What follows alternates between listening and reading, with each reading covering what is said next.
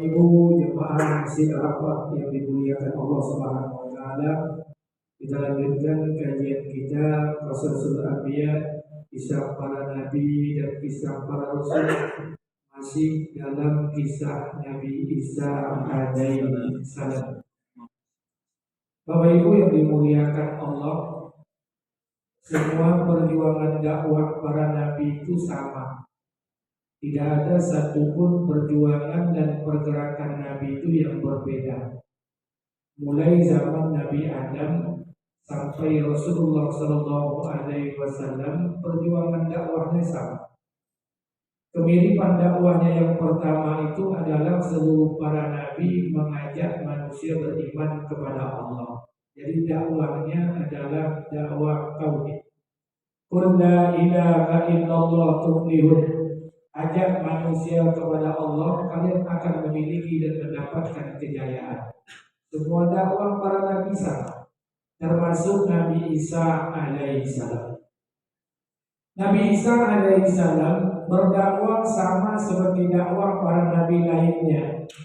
Yang membedakan para nabi itu adalah ujian dan tarbiyahnya.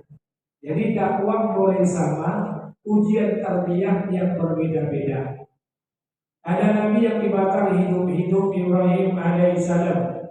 Ada nabi yang dilempar kerikil oleh umatnya, Nuh alaihissalam. Ada nabi yang ditinggalkan oleh kaumnya, bahkan istrinya meninggalkannya, Ayub alaihissalam. Ada nabi yang terusir dari kampung halamannya, Musa alaihissalam. Ada nabi yang digergaji kepala dan badannya berpisah, dipotong oleh umatnya, Zakaria alaihissalam. Semua dakwah para nabi sama, ujian dan tarbiyahnya yang berbeda-beda. Dan ini menjadi sebuah acuan catatan buat kita, bahwa Nabi Isa alaihissalam berdakwahnya sama dengan para nabi terdahulu. Cara dakwahnya sama, metode dakwahnya sama.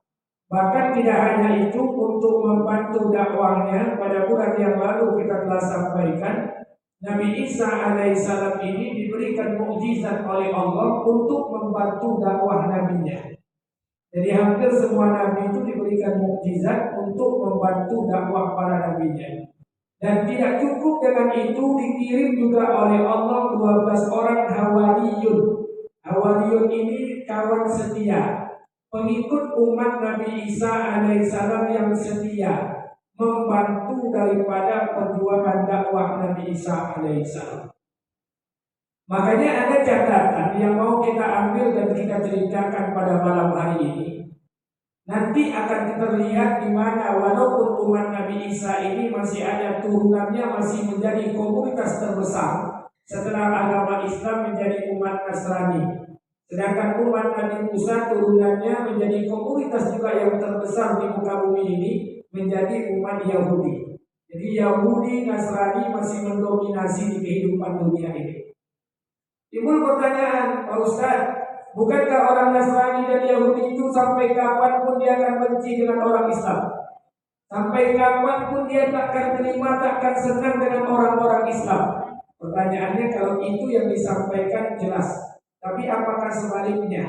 Kita membenci daripada saudara kita Nasrani dan Yahudi? Kita lihat nanti kisah Nabi Isa yang dikatakan oleh kaumnya itu adalah Isa ini nabi yang terakhir.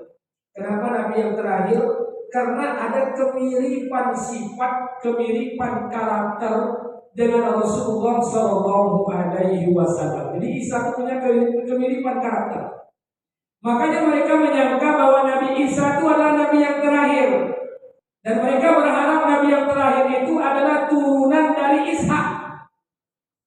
Mereka berharap nabi yang terakhir itu memang turunan dari Ishak. Tapi ternyata Isa dilahirkan dari turunan Ishak, sedangkan Nabi Muhammad SAW dilahirkan dari turunan Ismail.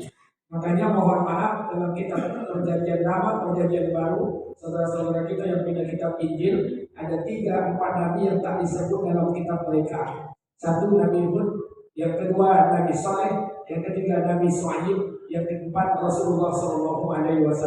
Kenapa tak disebut? Karena 4 nabi ini keturunan asli bangsa Arab. Jadi mereka itu memang tak terima dengan 4 nama ini. Selainnya mereka sebut namanya, Adam disebut, Musa disebut, Ibrahim disebut dalam kitab mereka. Makanya kita akan lihat, makanya umat Nabi Isa alaihissalam ini menjadi turunan yang mendominasi kehidupan dunia pada hari ini setelah orang Islam adalah kaum Nasrani yang terbagi menjadi Katolik dan Protestan. Nanti kita lihat. Baik. Maka Nabi Isa alaihissalam berdakwah. Nabi Isa alaihissalam juga diberikan gelar. Banyak para ulama mengatakan Nabi Isa ini gelarnya Imamun Zahidin. Imamnya ahli zuhud. Ahli zuhud di sini maksudnya tidak ada terkesan dalam hatinya dengan kehidupan glamor kehidupan dunia ini. Berkebetulan memang Nabi Isa itu hidup dalam keadaan kemiskinan. Maka dikatakan dalam sejarah Nabi Isa itu tidak punya harta. Hampir mirip dengan Rasulullah. Rasulullah ketika wafat, mohon maaf Bapak Ibu yang dimuliakan Allah, tunjukkan dengan saya apa yang ditinggalkan Nabi di rumah Nabi ketika Nabi wafat. Tunjukkan dengan saya apa benda yang ditinggalkan Nabi di dalam rumah Nabi ketika Nabi wafat. Tidak ada, yang ada satu centong air, satu seperti kendi air, dan satu lagi perlengkapan untuk meminum.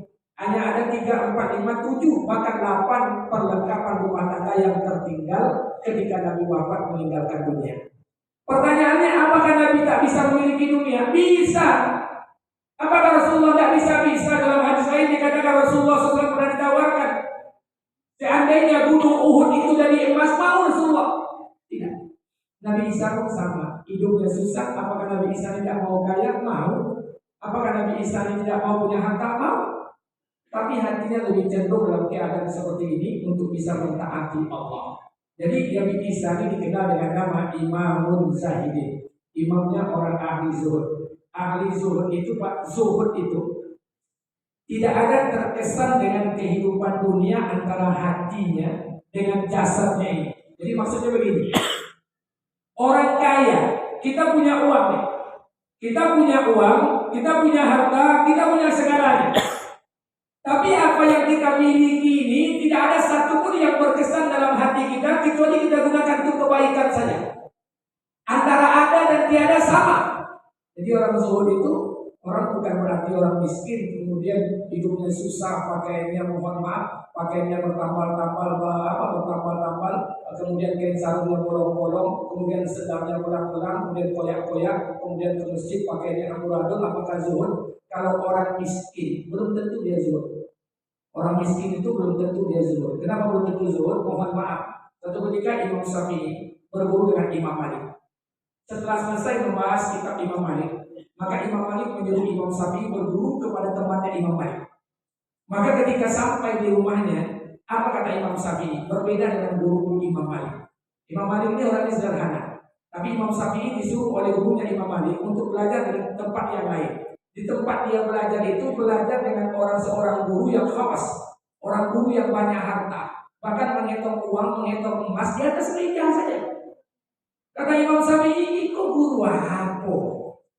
Saya disuruh belajar dengan orang yang cinta dunia. Kata gurunya ini, orang yang punya harta belum tentu hatinya mencintai dunia ini. Tapi orang miskin untuk memikirkan beras besok pagi terbawa ke dalam mimpi. Jadi orang miskin itu belum tentu tidak cinta dunia, Pak. Makanya betul kata pepatah konvensional mengatakan, kalau kamu ingin tahu karakter seseorang, kasih dia uang. Kasih dia uang agak 1 miliar, baru kita tahu otak dan karakternya. Kalau sekarang hidup susah, bertakbir astagfirullah subhanallah itu biasa, Pak. Tapi dia memiliki 1 miliar, baru kita tahu apakah dia cinta dengan kehidupan dunianya atau tidak. Maka Nabi Isa itu Imamun Zahidin, ahli zuhud, yang memang kehidupannya sederhana, tidak ada harta apapun, habis masanya berdakwah. Maka tantangan dakwah yang pertama Nabi Isa alaihissalam, karena dilahirkan dari rahim Maryam tanpa ayah, cacian, makian, hinaan didatang. Bahwa tudingan itu Nabi Isa itu anak haram. Kenapa? Karena dia tak punya ayah. Dilahirkan dari seorang ibu yang tidak ada ayah. Padahal Nabi Adam dan Hawa itu dilahirkan tanpa ayah dan tanpa ibu. Maka tantangan dakwah pertama adalah cacian dan bulian. Tapi Nabi Isa alaihissalam tidak pernah membalas cacian makian ini. Jangankan balasan, berprasangka buruk pun tidak. Itu kelebihan yang pertama Nabi Isa. Tidak ada di hati Nabi Isa ini persangkaan buruk kepada saudaranya, walaupun cacian makian itu dihadapkan kepadanya. Dan ini pelajaran buat kita bersama. Kita ini hidup ini mesti legowo. Legowo itu maksudnya kita belajar untuk menerima apa yang terjadi di kehidupan dunia ini. Kita bukan hanya belajar dengan Nabi Isa, Rasulullah SAW pun sama. Nabi kita itu tak pernah berprasangka buruk. Jangankan prasangka buruk, terbesit di hatinya pun saja tidak. Kalaupun terjadi, itu turun ayat membetulkan. Kalau Nabi kita salah, turun ayat membetulkan. Jadi Nabi kita punya kemiripan sifat dengan Nabi Isa alaihissalam. Tidak ada persangkaan buruk, tidak ada berprasangka buruk kepada saudaranya. Jadi mohon maaf, coba bayangkan, sudah pernah saya sampaikan bulan yang lalu, Nabi kita memerintahkan kita untuk mengajak orang sholat. Tapi pernahkah Nabi kita memerintahkan kita mencaci maki orang yang tidak sholat? Tidak. Nabi kita menyuruh kita untuk mengajak orang lain masuk ke dalam Islam. Tapi Nabi kita tidak pernah mengajarkan kepada kita untuk mencaci maki agama selain daripada agama Islam. Begitu akhlak Nabi kita, punya kemiripan dengan Nabi Isa alaihissalam. Tidak sedikit pun prasangkaan buruknya, tidak ada prasangka buruk. Sehingga ini diimplementasikan. Nabi Isa alaihissalam punya kemiripan sifat dengan Rasulullah SAW. Dan ini pelajaran buat kita bersama. Ini pelajaran. Kenapa pelajaran? Cuma lihat Rasulullah SAW. Berapa orang musuh Nabi, Pak? Saya bertanya. Musuh Nabi itu berapa orang, Pak? Ketika Nabi kita Muhammad SAW berdakwah, itu berapa orang musuhnya, Pak? Ada yang tahu? Musuh Nabi kita Muhammad SAW itu berapa orang yang menentang dakwah Nabi itu, yang terang-terangan menentang? Banyak. Berapa? Ada apa? Kalau musuh seorang kadang-kadang awak merasa tidak punya musuh, tapi musuh banyak. Ayo. Saya ingin sampaikan, banyak dakwah Nabi yang tidak diterima, banyak. Salah satu musuh dakwah Nabi, maaf, Nabi kita Muhammad SAW tidak kemiripan juga dengan Nabi Isa, tidak ada prasangka buruk, sedikit pun tidak ada. Siapa musuh Nabi yang pertama? Musuh Nabi yang pertama namanya Walid bin Mughirah. Orang yang mencaci maki Nabi, yang hari-hari menghantam Nabi, hari-hari mencaci maki Nabi, hari-hari menjegal Nabi, hari-hari menghina Nabi, hari-hari menghasut orang untuk membenci Nabi. Walid bin Mughirah. Apa kata Ali bin Abi Thalib ya Rasulullah? Seperti itu kamu kepada engkau ya Rasulullah. Kata Rasulullah, biarkan saja. Kalau Allah sayang kepadanya, Allah akan berikan taufik dan hidayah. Jika tidak, Allah akan berikan anaknya hidayah atau taufik dan hidayah dari Allah Subhanahu wa taala. Maka Nabi berdoa malam hari. Apa yang terjadi? Dari rahim istri Walid bin Mughirah lahirlah satu orang anak yang beriman kepada Allah, dan itu menjadi pendekar panglima perang bernama Khalid bin Walid. Orang-orang yang disegani ketika itu. Abu Lahab, apa bedanya? Paman Nabi, orang yang akan membunuh Nabi, orang berencana akan menganiaya Nabi. Abu Lahab. Hancur hati Nabi, pamannya pun ingin membunuhnya, pamannya pun ingin mencaci makinya. Tapi apakah Nabi membencinya? Tidak. Apakah Nabi berprasangka buruk kepadanya? Tidak. Apakah Nabi merontakkan kata-kata cacian makian kepada Abu Lahab? Tidak. Justru Nabi mendoakan Abu Lahab, kalau dia tak beriman hari ini, suatu saat anak keturunannya akan beriman kepada Allah. Maka Allah jawab doa Nabi Muhammad SAW, dari rahim istri Abu Lahab lahirlah Darrah. Ada yang mengatakan Jarrah, mukminat terbaik radhiyallahu anha saat itu. Anak Abu Lahab. Abu Jahal, apa kurangnya menentang Nabi? Maka Nabi berdoa kepada Allah, berikan hidayah kepada Umar atau Abu Jahal. Dipilih oleh Allah Umar. Abu Jahal dan Abu Lahab ini berbeda. Walaupun nanti kakeknya bertemu dengan Ka'ab.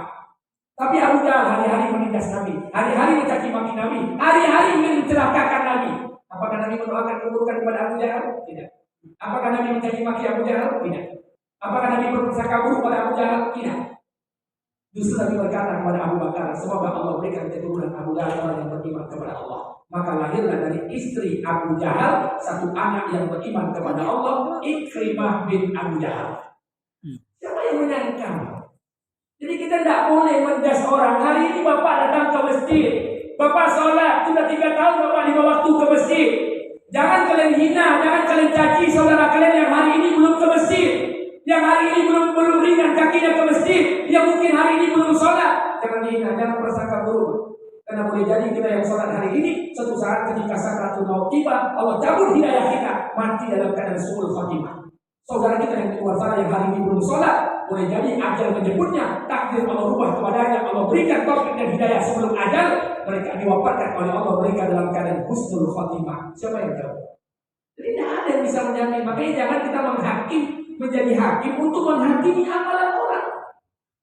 Itu biasa saja Pak. Maka Masya Allah, saya ingin sampaikan kepada kita bersama. Jadi kita ini mohon maaf, saya ingin ingatkan kepada kita bersama. Jadi tak ada kita menjas orang, menjadi hakim untuk menghakimi amalan orang.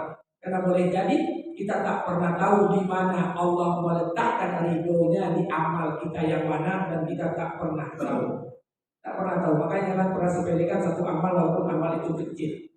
Walaupun amal itu kecil, mungkin sholat kita hari ini yang kita katakan besar, 5 waktu ke masjid tak tertinggal takbiratul ula, mungkin belum diterima oleh Allah. Ada ujub, ada takabur, ada hasad, ada iri, ada dengki dan sebagainya. Tapi ada amalan kita yang kecil yang menurut kita kecil, jangan-jangan amal ini yang akan diterima Allah, dan kalau diterima Allah, amal kita yang kecil ini sudah cukup bagi Allah untuk menjadikan hidup kita berkah dunia akhirat.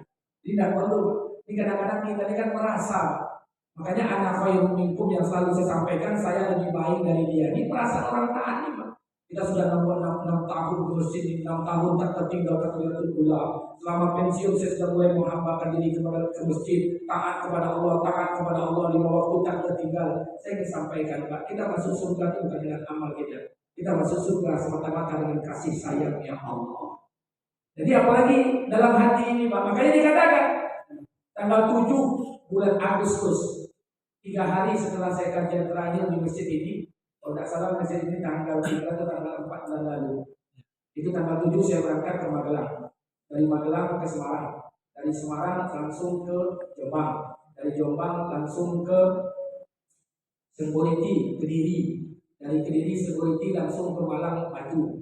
Dari Batu Jogrejo langsung tembak Surabaya langsung tembak Batam transit langsung ke Pekanbaru. Habis masa lebih kurang 8 sampai 10 hari. Saya berangkat tanggal 7, kemudian baru pulang diperkirakan tanggal 14 atau 15.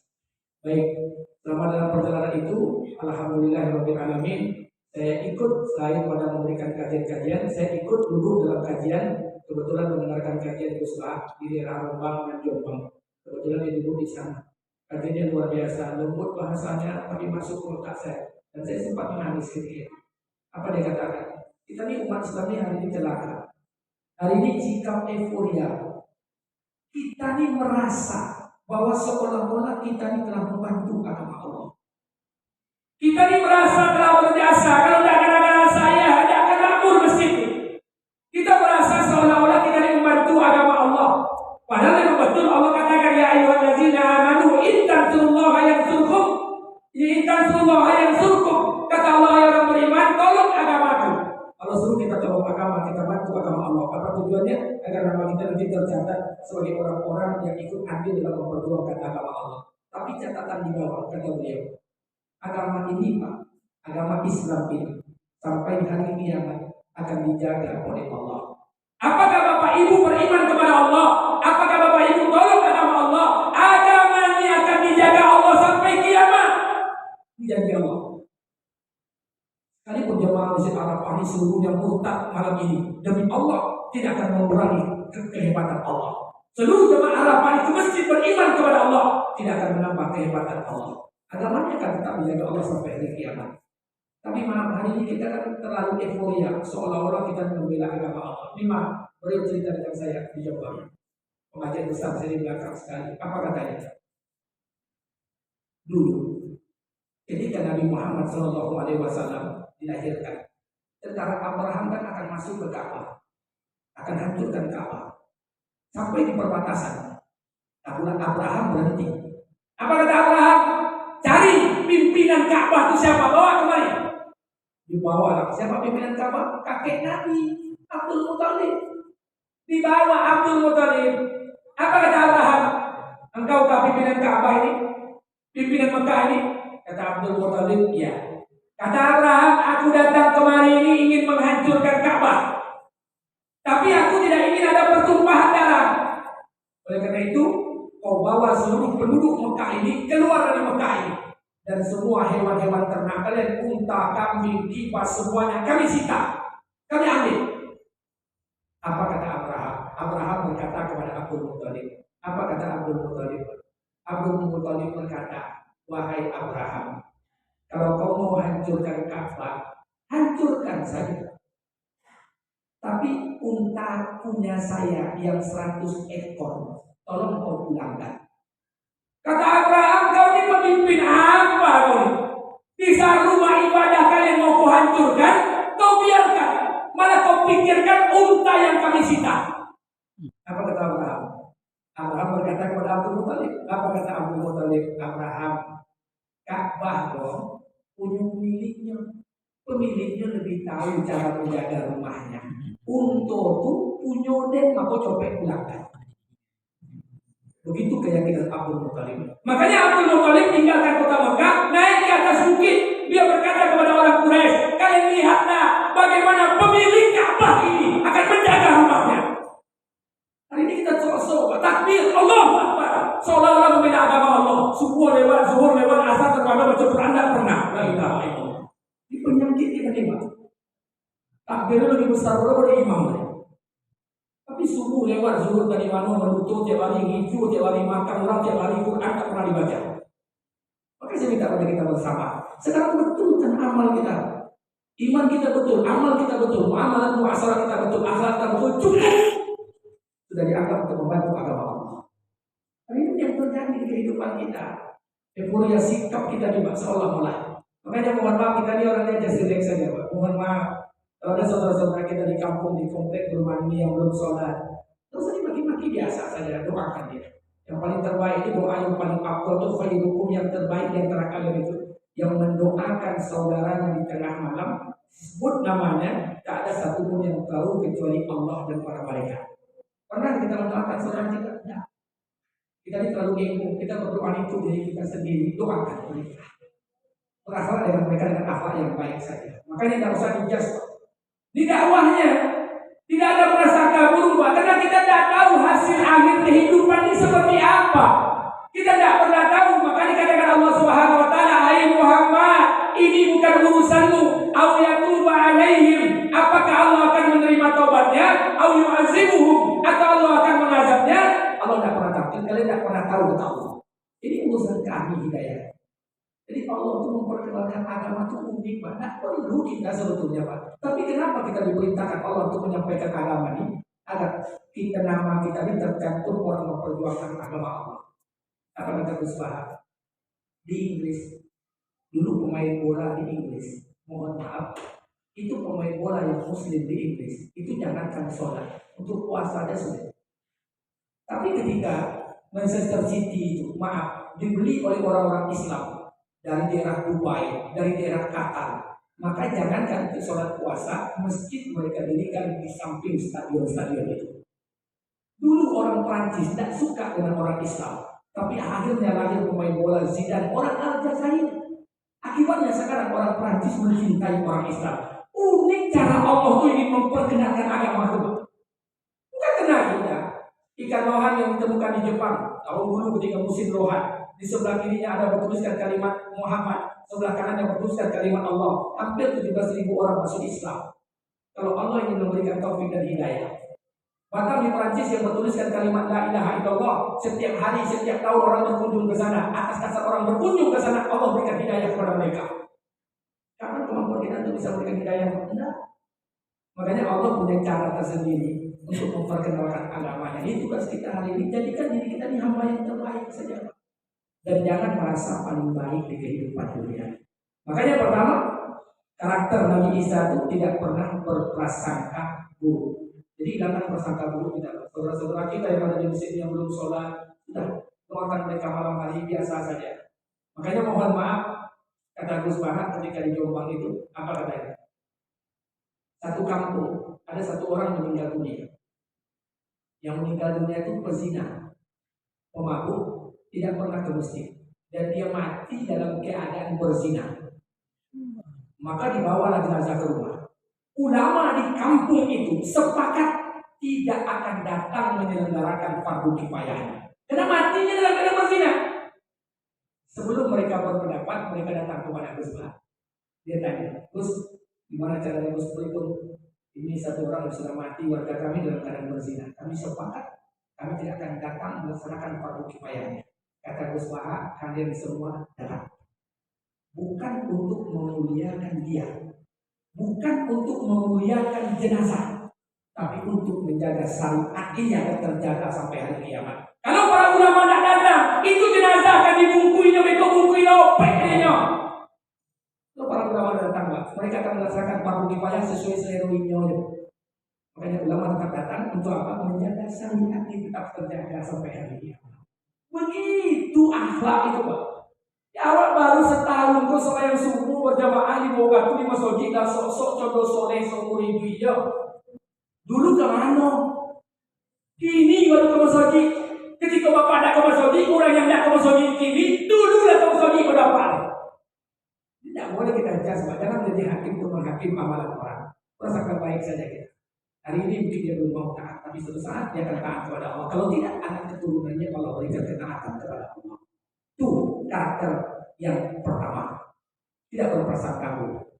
Dakwah yang kedua Nabi Isa alaihissalam. Nabi Isa ini Nabi yang paling ikhlas menerima setiap cobaan yang diberikan Allah, mulai daripada dilahirkan tanpa ayah, mulai daripada dicaci, dimaki oleh kaumnya, bahkan hinaan, pedih dan menyakitkan. Kalau Rasulullah Shallallahu Alaihi Wasallam hinaannya kepada Nabi kita, Abu Lahab berkata, apa hinaan yang paling besar? Hinaan yang paling besar ketika Abu Lahab berkata, ketika Abu Jahal berkata, apa kata Abu Jahal, Abu Lahab? Hei Muhammad, tidak adakah orang yang lebih baik dari engkau yang diangkat Tuhan dari utusan?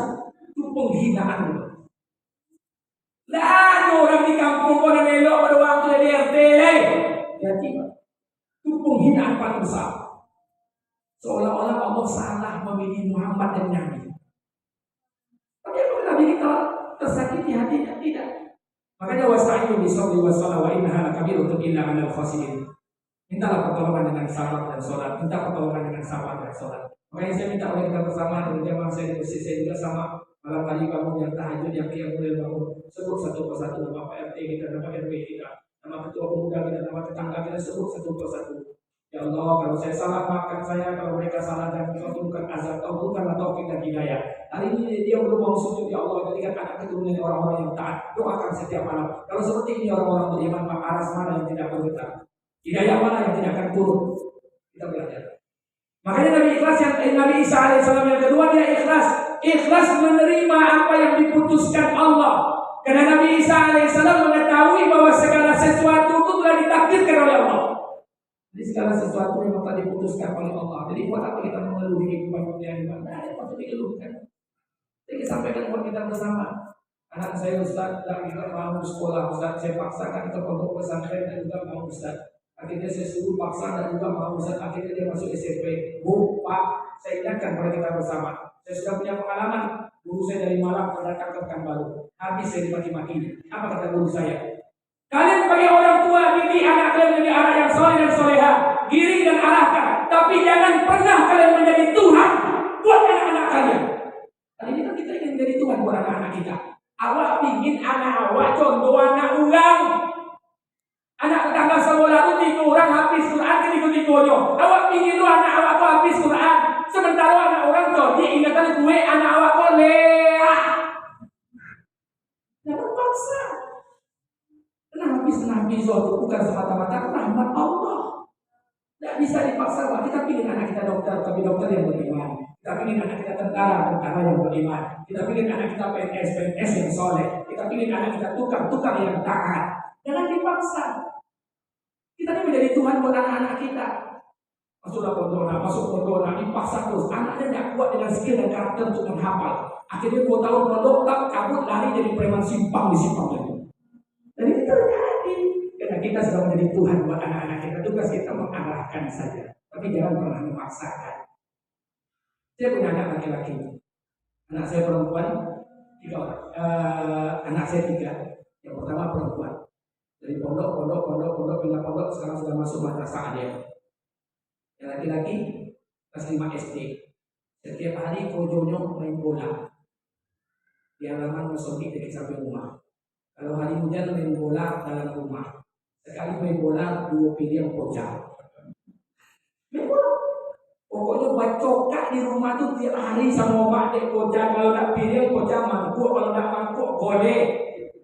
Akhirnya saya tengok skill dia, itu laju tadi. Mantap badannya kurus. Aku masuk ke sekolah bola. Orang bini aku. Bini apa nih? Bini ustaz masukkan anak ke sekolah bola. Orang masukkan anak itu ke pondok. Tahfiz kayak ini apa kayak? Saya bilang untuk ya. Kita kan tahu karakter anak kita. Dia kuat dah apa? Kita hanya bisa mengarahkan saja. Saya masukkan sekolah bola. Baru 4 bulan sekolah bola sibuk bertanding. Asal dengan saya sholat maghrib dengan saya sholat. Kalau 31 dia berangkat lagi ke Jakarta. Kita jemput bertanding. Abang menang. Pokoknya siap aja tiket abang main. Di mana main? Lawan siapa? Lawan PTPN 5, lawan ini semuanya. Saya biarkan saja, saya ikut ya. Bahkan dia bilang besok abang mau cari pondok pesantren yang ada lapangan bola standar internasional. Saya bilang, mau kali jalan. Tapi mohon maaf, begitulah karakter. Makanya wal takum minkum ummatun yad'una ilal khair. Hendaklah ada sebagian di antara kalian yang mengajak manusia pada kebaikan.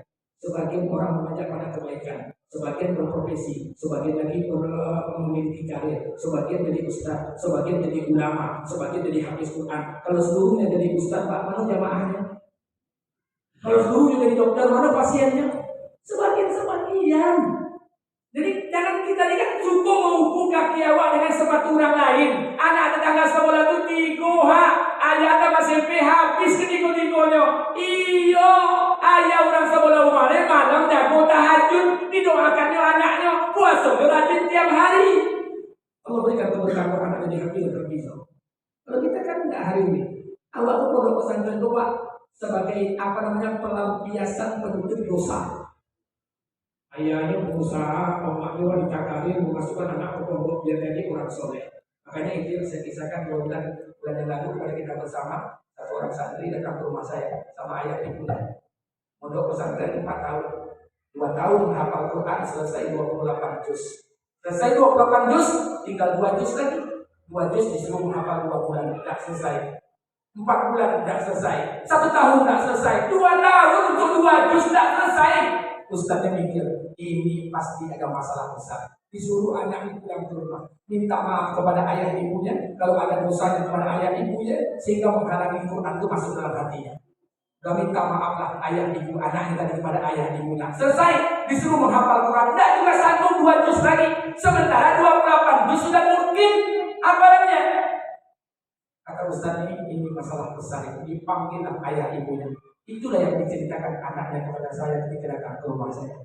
Apa katanya? Kata anaknya, wahai ibu, wahai ayah, adik sudah 4 tahun pondok ya.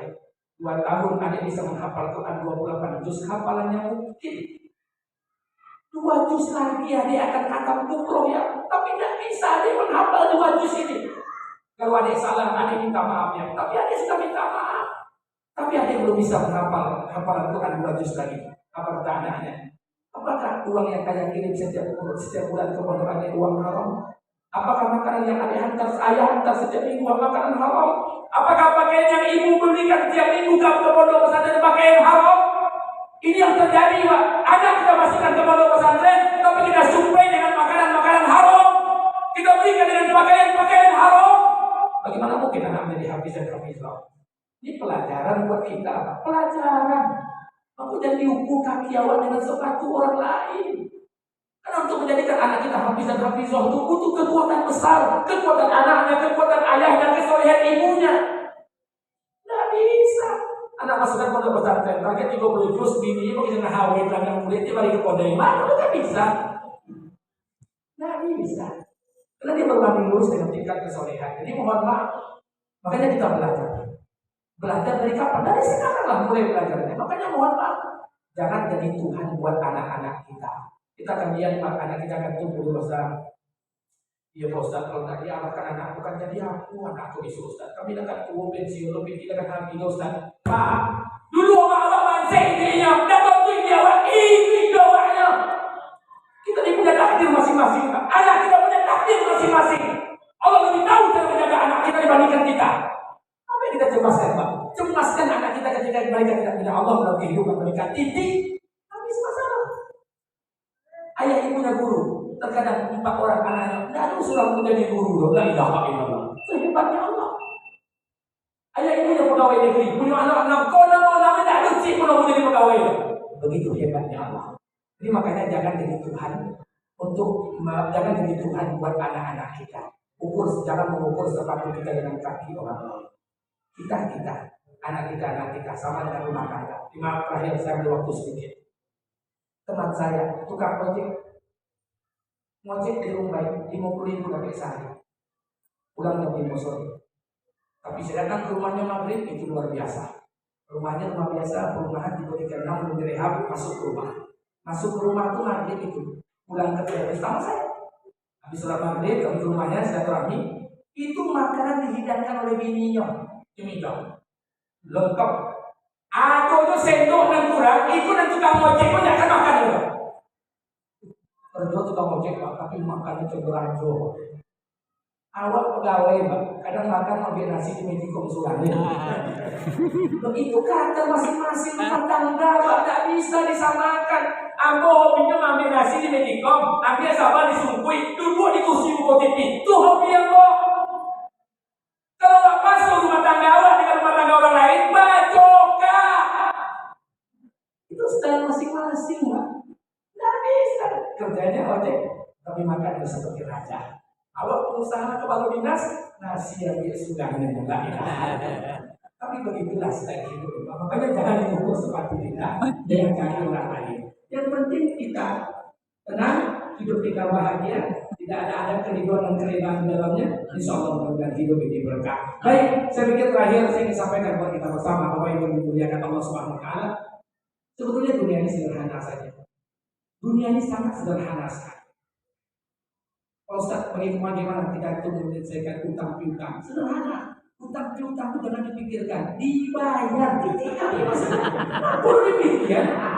Dipikir akan selesai, Pak. Oh, Pak Ustaz, di mana datangnya? Payah kami Ustaz kalau tidak dipikir. Kalau tidak tolong, jangan utang. Tapi masalah dunia ke sini. Tidak usah memperepot diri. Tadi pagi istri saya ngomong dengan saya. Tadi pagi, kami punya uang nih. Ada berapa? Tidak banyak sih. Untuk pasar begini, atau untuk pasar. Terus naik sepeda sekolah, sama ada. Handphone ada yang paling kecil rusak gitu. Dia mau belajar apa, dia mau apa, namanya tugas digital tahap tugas sekolah. Dia bilang antar dulu lah, kena berapa LCD semuanya 400 sekian 400. Oh belum, nggak bisa diambil langsung nih. Bisa diambil langsung lah siap barang PT nanti. Aduh, kepala 400 diambil. Kalau di bodi handphone baru itu 1,2 biarkan saja dulu. Jadi sampai ada PT. Ini ada PT Jokowi. Bisa gini tidak mikir, kamu dipikir sakit itu baru mikir kok. Hidup ini jalani saja hidup nih. Di mana untuk tangis itu bayar di kantor, di mana togak di situ somak di siang selesai. Ini takutkan dunia ini, Pak. Anak ibu sama suami istri bahagia jalani, rasa sedangkan bahagia membuat menangis tiap malam bisa. Selesai. Aku lebih bayar. Iku bertindak bongak gini Pak. Ini bertanya kamu, Ustaz, 8 tahun Ustaz, aku disakiti oleh suami aku Ustaz, dipukul Ustaz, dikata-katai kasar Ustaz. Terus ibu mau apa? Kalau ibu mengatakan bercerai, tapi gimana Ustaz? Saya cinta betul dengan dia. Itu bongaknya. Dia mengadu kawan. Kalau tidak bahagia bisa, senang hidup dia Pak. Yang mau disulitkan kita, dia mau mempersulit hidup ini. Makanya kalau dunia ini simpel, bukan orang-orang yang beriman kepada Allah, dunia ini sederhana. Tidak ada yang perlu takutkan kehidupan dunia. Takutlah kita ketika kita nanti bapak tidak bisa menyebut nama Allah, itu sudah kita selesai. Selebihnya mau miskin, mau kaya, mau pamer. Hati-hati, saya sampaikan pesan buat kita bersama, Bapak Ibu, rumah tangga kita hari ini. Jangan-jangan rumah tangga yang diidam-idamkan oleh orang lain, tapi sayang kita tidak pernah bersyukur.